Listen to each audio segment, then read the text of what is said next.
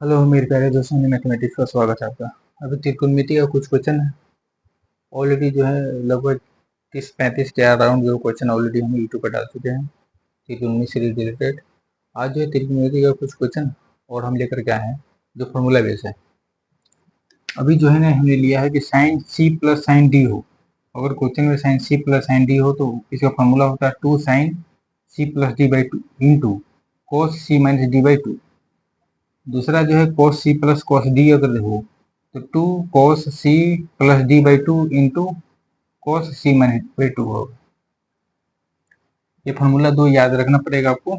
उसकी इससे related question हमने लिया है। यहाँ पर है c का मतलब यह 45 डिग्री c हो गया और 15 डिग्री क्या हो गया, ये d हो गया। ये हो गया c, ये हो गया d। तो जब यह दिया हुआ c प्लस d रूप में दिया हुआ है तो ये फॉर्मूला क्या हो जाएगा 2 sine c plus D by 2 into cos C minus D by 2 2 गुने साइन सी प्लस डी यानी 15 45 plus 15 2 into cos C minus D यानी 45 माइनस 15/2 हो गया। फॉर्मूला बैठा दिए। अब ये 45 15 क्या होगा, 60 होगा। 60 का आधा क्या होगा, 30। तो साइन का होता है यहाँ पर 30 डिग्री इंटू कॉस 45 में से 15 घटेगा कितना होगा, 30 होगा। 30/2 यानी 15। 2 साइन 30 डिग्री का वैल्यू क्या होगा, 1/2 होता है। 1/2 37 डिग्री का 15 डिग्री का वैल्यू को उसी तरह रहने देंगे, इसका वैल्यू नहीं होता है इसे। ये कट गया, ये हो गया सिर्फ cos 15 डिग्री वैल्यू हो गया answer cos 15 degree.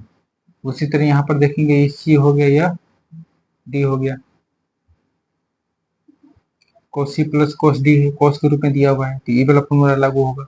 cos c plus cos d equal to 2 cos c plus d by 2 into cos c minus d by 2।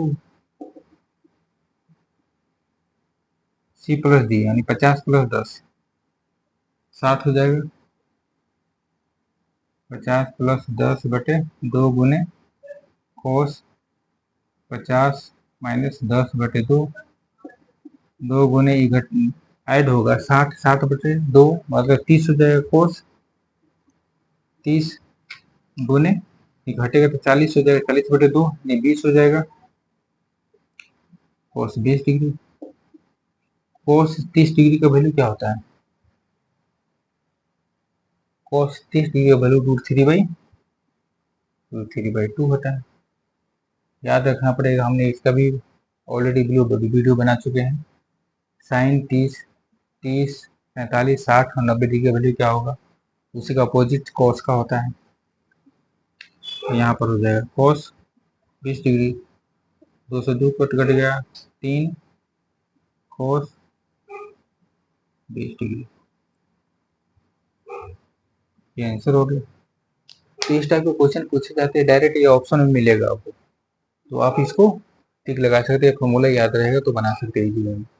आसान है, फॉर्मूला बेस्ड क्वेश्चन है। फॉर्मूला को याद रखना पड़ेगा ताकि बनाने में आसान होता है।